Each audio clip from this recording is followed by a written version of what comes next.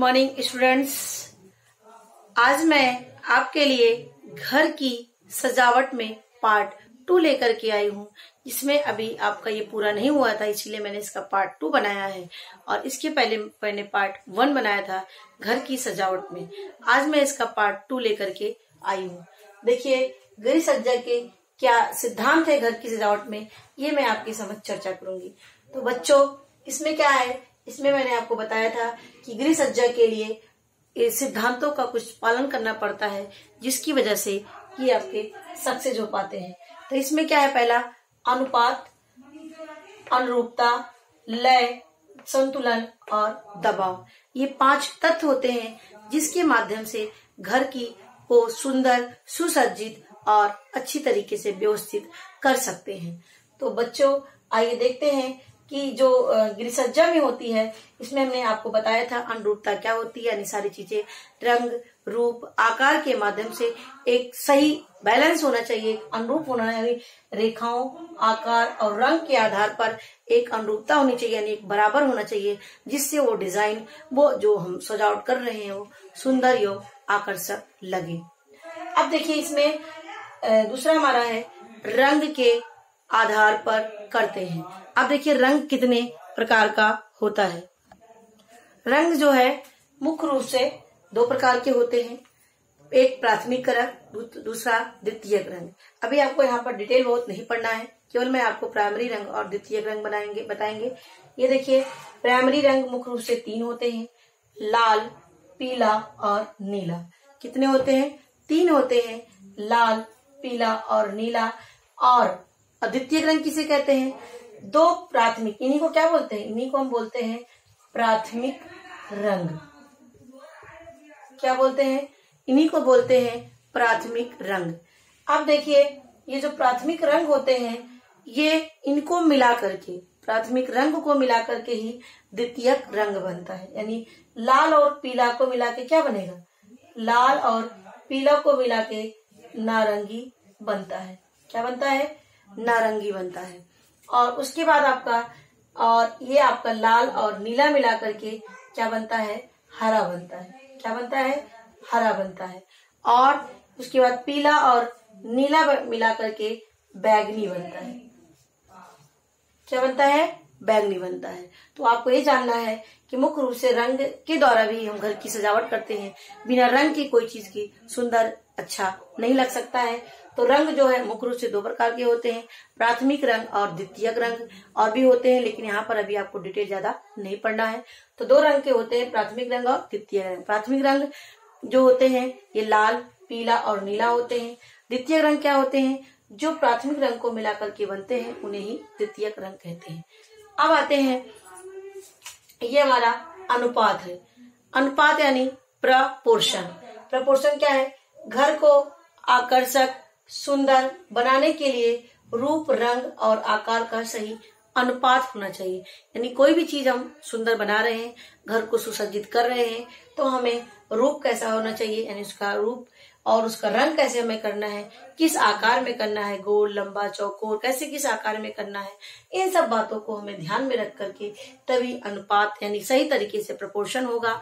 अनुपात में सारी चीजें होंगी। ऐसा नहीं कि लंबाई बहुत ज्यादा कर दिए, चौड़ाई कम कर दिए और तिरछा ऐसा कर दिए, यानी इस तरह से ना हो कि जो देखने में अजीब सा लगे, देखने में बेडौल सा लगे, ऐसा नहीं होना चाहिए। और रंग भी ध्यान में रखना चाहिए कि एक प्राइमरी रंग और एक द्वितीय रंग एक साथ मिला करके जो बनता है, वो देखने में सुंदर लगता है और अच्छा लगता है। और इससे जो होता है, कोई भी डिजाइन बनाया जाए, घर को सजावट की जाए, तो देखने में वो अच्छा लगता है। तीसरा हमारा आता है संतुलन। संतुलन को कहते हैं बैलेंस। अब देखिए, बैलेंस क्या है कि वस्तुओं का सही तरीके से संयोजन होना चाहिए। अब बैलेंस क्या होता है? जैसे मान लीजिए हम बैलेंस या तराजू की आपको एग्जांपल देते हैं। जैसे जो तौलते हैं, इसमें क्या होता है? दोनों तरफ क्या होता है? बराबर होना चाहिए। बराबर का मतलब ना इधर ज्यादा होना चाहिए, ना इधर कम होना चाहिए। तो यानी बराबर, इसको बैलेंस कहते हैं। यानी वस्तुएं जो भी हम सुसज्जित कर रहे हैं कमरे में, वो सही तरीके से संयोजन हो। ऐसा नहीं है बहुत बड़े बड़े से फूल लगा दिया, बहुत बड़े बड़े से मेज रख दिया, बड़ी सी कुर्सी रख लिया, इस तरह से नहीं होना चाहिए।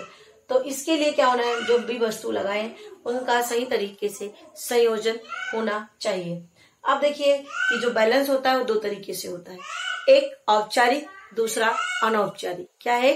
एक औपचारिक, दूसरा अनौपचारिक। और जो औपचारिक होता है इसको हम फॉर्मल कहते हैं। फॉर्मल मतलब क्या होता है कि जिसमें दोनों और चीजें बराबर हो। जैसे हम यहाँ पर मेज को हम सजा रहे हैं, तो मेज में मान लीजिए यहाँ पर फूल कोई रखा है, तो यहाँ पर मान लीजिए यहाँ पर कोई डेकोरेशन का कोई प्लेट रखा गया है, और यहाँ पर जो फूल लगाएंगे, जो यहाँ पर फूल लगाएंगे, वो दोनों एक ही रंग का है, एक ही आकार में हो। ये सारी चीजों का ध्यान में रखना होता है। यानी औपचारिक का मतलब जो भी सजावट की हो एक समान होना चाहिए। और जबकि अनौपचारिक में क्या है, यहाँ पर जैसे मेज पर हम सजा रहे हैं मेज को, या बेड के किनारे सजा रहे हैं, तो दोनों तरफ जो सीनरी होनी चाहिए वो कभी डिफरेंट भी हो सकती है, अलग भी हो सकती है। अलग का मतलब जैसे एक सीनरी दूसरे रंग की हो, एक उसमें दूसरा कुछ बना हो, दूसरी सीनरी में दूसरा कुछ बना है, तो हमारी क्या होती है, वो अनौपचारिक होती है। यानी दोनों में समानता ना हो।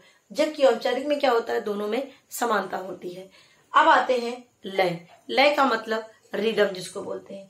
ये क्या होता है, आकार, रंग और रेखाओं की पुनरावृत्ति होती है। यानी आकार में कोई चीज हम आकार में बना रहे हैं, यानी उसकी बार बार पुनरावृत्ति, जो देखने में वो अच्छा लगता हो। रंग यानी रंग भी एक जैसा दिखे वो, जैसे कि रंग, लाल रंग लिया, लाल उससे हल्का, फिर उससे हल्का, फिर उससे हल्का, यानी लाल ही रंग को यूज किया गया है और उसी से पूरी डिजाइन बना दी गई है, हल्के से डार्क से लेकर के लाइट तक। तो देखने में बहुत खूबसूरत कोई भी चीजें लगती हैं। और रेखाओं का भी ध्यान में रखना है। अब देखिए यहाँ पर क्या होता है, मैंने दो शब्द यहाँ पर लिया, विकिरण और तिरछी रेखाओं के द्वारा हम क्या करते हैं, लय को बनाते हैं। अब देखिए इसमें विकिरण का मतलब होता है कोई एक बिंदु हो और वहां से क्या हो, कई रेखाएं निकलती हो, इसी को क्या बोलते हैं, विकिरण। जो देखने में क्या होता है, एक समान दिखता है, एक लय में दिखता है कि इससे छोटा, फिर उससे छोटा, फिर उससे छोटा, ये क्या है, विकिरण है। और तिरछी रेखा में क्या होता है कि एक समान तिरछी रेखाएं जो है पूरी बराबर तक जाती हैं, जितना तो हमें दूर तक करना है, ये भी क्या होती है, लय प्रदान करती है। जैसे सुर होता है, संगीत म्यूजिक गाना गाते हैं तो एक उसकी सुर होती है, उस सुर में पकड़ता सुर तक जाता है। और नदी की जो कलरों की धुन होती है, और ये सब क्या होती है, ये सब लय के एग्जाम्पल होते हैं जिनके द्वारा लय लाया जा सकता है। जैसे विकिरण यानी रेखाओं के द्वारा, रंग के द्वारा और आकार के द्वारा रंग लय लाया जा सकता है। इसको रिदम बोलते हैं। जो एक सीक्वेंस में एक लय में चलता हो उसे बोलते हैं रिदम। अब आता है दबाव, लास्ट में। दबाव का मतलब होता है, इसको इम्फेसिस बोलते हैं। इसमें क्या है, किसी एक वस्तु को प्रमुखता देना।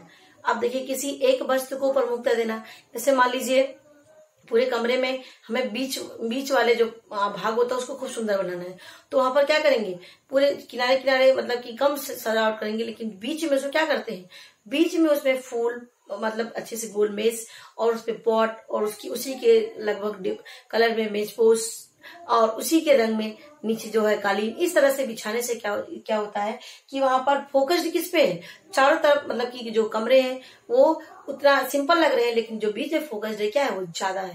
तो यानी इसी को बोलते हैं किसी एक वस्तु को प्रमुखता देना, यानी किसी एक वस्तु को, किसी एक स्थान को महत्वपूर्ण बनाना, उसको आकर्षक बनाना, जिससे सबका ध्यान उस स्थान की तरफ चला जाए, उसे बोलते हैं दबाव या उसे बोलते हैं इम्फेसिस।